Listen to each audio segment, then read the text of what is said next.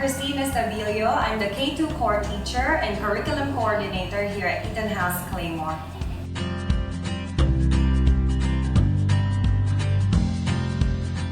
Inquiry begins from the children's curiosity, their wonderings and questions about the world, what their interests are, and what they would like to learn from. These are the questions that drive the learning experiences that we engage in, where we research, investigate, engage in hands-on exploration to make new discoveries and find answers to our questions.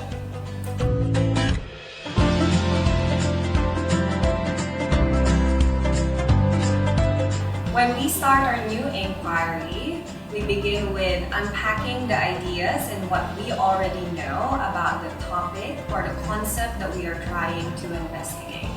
And then moving forward, this is where we ask questions and then we research and then we try to organize our thoughts where we find out what is most important to us when we are trying to engage in a learning experience.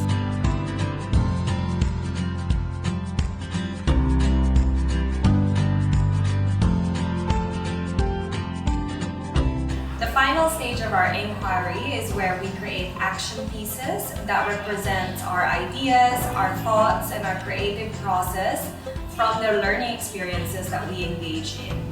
These are sometimes opportunities for us to invent, express our thinking and thought process at the same time. The action pieces are reflections of what we have learned from the past and at the same time, what is the most meaningful experience that we have engaged in from the inquiry.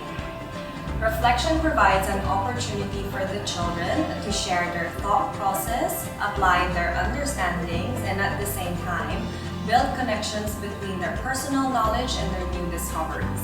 The water was heavier, so that's why it floated.